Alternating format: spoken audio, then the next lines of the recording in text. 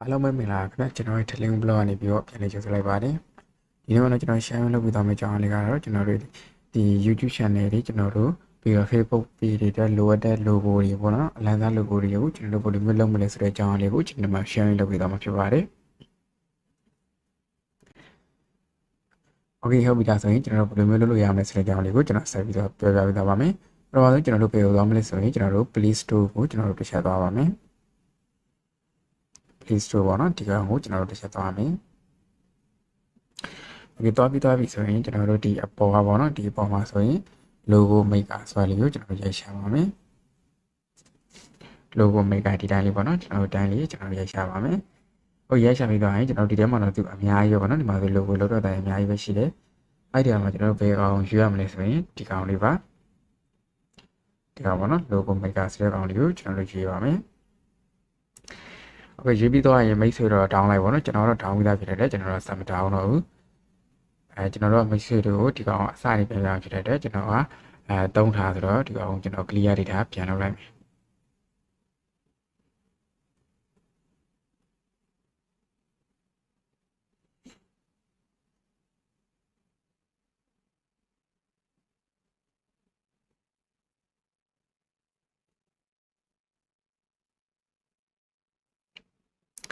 โอเคခုနကလိုမျိုး limit ထောင်းပြီးသွားပြီဆိုရင်ကျွန်တော်တို့ဒီ app ထဲဝင်လိုက်ပါနော် logo maker ဆိုတဲ့ app ထဲကိုကျွန်တော်တို့ဝင်ပါမယ်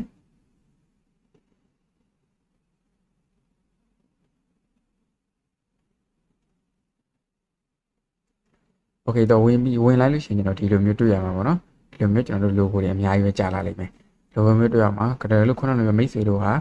ဒီကိုယ့်ရဲ့ YouTube channel ပြီးကိုယ့်ရဲ့ဒီ Facebook page ပြီးဘယ်အပိုင်းနဲ့မှပါလဲဆိုတော့ကျွန်တော်တို့အရင်သိရပါမယ်ပြောမယ်သူက entertainment ပိုင်းနဲ့မှာပါလားဒါမှမဟုတ်ကိုကနိပညာအကြောင်းတွေတင်ဆက်နေတယ်လို့လားဒါမှမဟုတ်အာသနဲ့ပတ်သက်ပြီးတော့တင်ဆက်နေတယ်လို့လားဒါမှမဟုတ်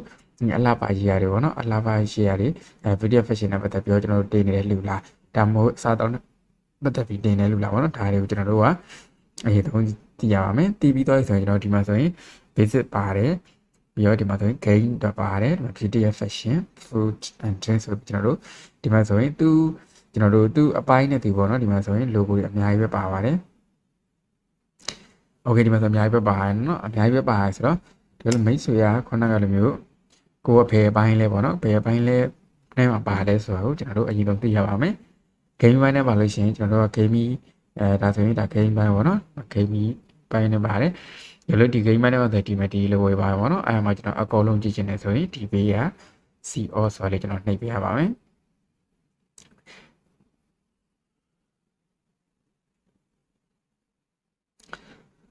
โอเคဒီလိုမျိုးကျွန်တော်တို့ CO နှိပ်လိုက်လို့ရှိရင်ဒီလိုမျိုးအကုန်တွေ့ရတာပေါ့နော်အကုန်တွေ့ရမှာတွေ့ရအထက်ထဲမှာကျွန်တော်တို့ကဒီမှာဆိုရင်ကိုလုတ်ချင်တဲ့ logo ဒီကောင်ကျွန်တော်တို့ကြိုက်သလားဒီကောင်ကြိုက်ရင်ဒီကောင်ရွေးလိုက်ပါဒီလိုဒီကောင်ကြိုက်တယ်ဆိုရင်ဒီကောင်ရွေးဒီကောင်ကြိုက်တယ်ဆိုရင်ဒီကောင်ရွေးပေါ့နော်အဲ့လိုမျိုးရွေးပဲကျွန်တော်ဒါဆိုရင်ကျွန်တော်တစ်ခုပေါ့နော်ဒီကောင်လေးကိုကျွန်တော်စမ်းလုပ်ပြပါမယ်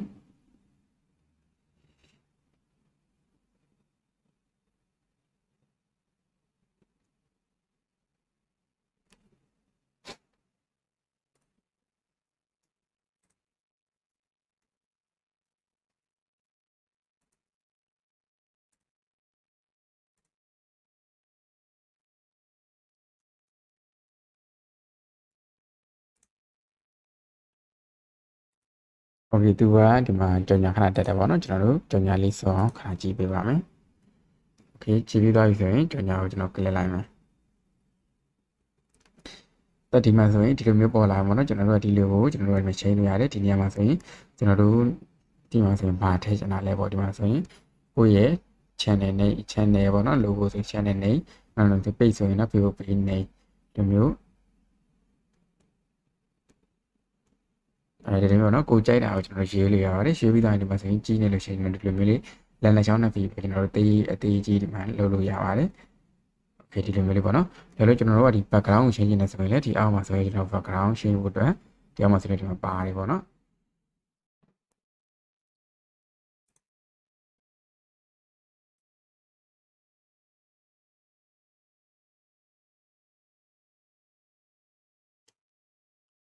โอเคဒီမှာပေါ့နော် background ကျွန်တော်တို့ change လို့ရပါတယ်background ကိုကျွန်တော်နှိပ်လိုက်ပါတော့ဒီမှာဆိုရင်ကိုကြိုက်တဲ့ background ဒီမှာဆိုရင်ကျွန်တော်တို့ထည့်လို့ရတယ်ကျွန်တော်တို့ gallery ထဲနေပြီးကျွန်တော်တို့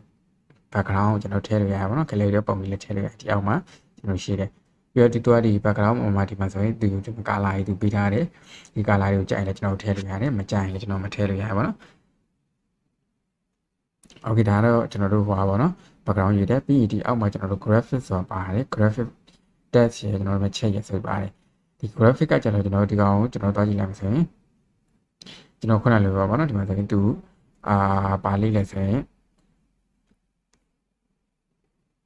โอเคဒီမှာကျွန်တော်တို့လိုချင်တဲ့အပိုင်းလေးကျွန်တော်ရွေးလို့ရပါတော့ကျွန်တော်တို့ခုနကကျွန်တော်တို့ channel ဘာနဲ့ပတ်သက်တာလဲဆိုတော့တော့မူတည်ပြီးတော့ဒီမှာဆိုရင်ကျွန်တော်တို့ logo လေးတွေပုံစံမျိုးလေးတွေပုံစံမျိုးကျွန်တော်ရွေး share လို့ရတယ်ဒီမှာဆို anime နဲ့ပတ်သက်တဲ့ anime ပေါ့နော်ဟိုလိုမျိုးကျွန်တော်တို့အပေါ်မှာလဲအဲ့လိုမျိုးအကုန်ရွေးလို့ရပါတော့နော် Hollywood 3D full and train ဆိုပြီးကျွန်တော်တို့ဒီမှာအကုန်လုံးပါတယ်ပေါ့နော်ဒါကိုခု channel နဲ့သက်ဆိုင်တဲ့တော့ကျွန်တော်အဲ့ဒီမှာကျွန်တော်တို့ပြန်ရွေးရမှာဖြစ်ပါတယ်နောက်တစ်ခု test ပေါ့နော် tag ကကျွန်တော်တို့ဒီမှာရေးချင်တဲ့ဥစ္စာတွေအားလုံးကိုဒီမှာကျွန်တော်တို့ရေးလို့ရပါတယ်ကျွန်တော်ဒါ sample ပါနော်ကျွန်တော်ဥပမာနဲ့ကျွန်တော်ရေးပြတာဒီမှာဆိုရင်ကျွန်တော်ရေးလို့ရပါတော့ဒီမှာဆိုရင် web background နဲ့ live ပဲကျွန်တော်တို့ color ကိုကျွန်တော်တို့ရွေးလို့ရပါတယ် web background ဘာအနီဆိုရင်ကျွန်တော်ဘာ background နဲ့ live မလဲဆိုတာကိုဒီမှာဆိုရင်ကျွန်တော်တို့ color ကိုအကုန်ရွေးလို့ရပါတယ်โอเคဒါရပြီးတော့နောက်တစ်ခုကျွန်တော် check ပေါ့နော် check ကကျွန်တော်တို့ရဲ့ economy logo ပုံလေးကိုစဝိုင်းပုံနဲ့လိုချင်တာလားလေးတောင်ပုံနဲ့လိုချင်တာလားကျွန်တော်တို့ကြိုက်တဲ့ပုံနဲ့ကျွန်တော်တို့ဒီမှာယူလို့ရပါတယ်ကြိုက်တဲ့ပုံနဲ့ပေါ့နော်ကျွန်တော်ကြိုက်တဲ့ပုံစံနဲ့ကျွန်တော်တို့ရွေးလိုက်ရတယ်ဒီလိုခုနကမိတ်ဆွေဒီမှာစိတ်ကြိုက်ကျွန်တော်တို့background ကိုပြင်ပြီးသွားပြီဆိုရင်ဒီ logo ပြင်ပြီးသွားပြီဆိုရင်ဒီအပေါ်တောင်းကကျွန်တော်တို့မြားလေးကိုကျွန်တော်တို့နှိပ်ပါမယ်မြားလို့နှိပ်ပြီးတော့ကျွန်တော်တို့ဒီပုံကိုစေးလိုက်ပါနော်စေးလိုက်လို့ရှိရင်ကျွန်တော်တို့ရဲ့ gallery ထဲကိုရောက်သွားလိမ့်မယ်โอเคဒါဆိုရင်ဒီစေးလိုက်ပါနော် gallery ထဲရောက်သွားပြီโอเคအဲ့ဒါဆိုရင်ကျွန်တော်နောက်ကိုပြန်သွားမယ်โอเค template ကိုပြန်သွားပါနော် template ထဲမှာဆိုရင်ကျွန်တော်ဒီမှာဆိုတော့ gaming အတွက်ကျွန်တော်နှိပ်လိုက်တယ်ဆိုရင်ဒီမှာဆိုရင်သူက free ကဒီမှာဆိုရင်3ခုပဲပါတယ်ပေါ့နော် free 3ခုပါတယ်ကျန်တဲ့ဒီမှာဆိုရင်ဘာလဲဆိုရင် pro တွေပဲဖြစ်နေရပါတော့ဒီမှာ pro တွေတော်တော်များများဖြစ်နေ pro တွေကကျွန်တော်ခုနကမသုံးလို့ရလားသုံးလို့မရဘူးသူကကျွန်တော်တို့ဝယ်ရမှာပေါ့နော်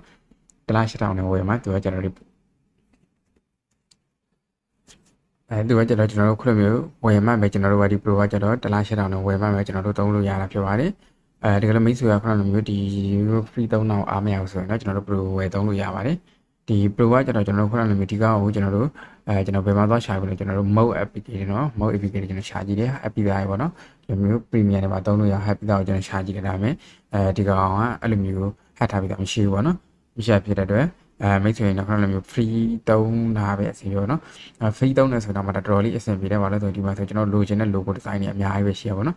အဲ့ဒီမှာကျွန်တော် logo တစ်ခုရေးပြီးတော့ကိုယ်စိတ်ကြိုက်ကျွန်တော်တို့ပြန်ပြီးပြင်လို့ရပါတယ်โอเคပါအားလုံးကျေးဇူးတင်ပါတယ်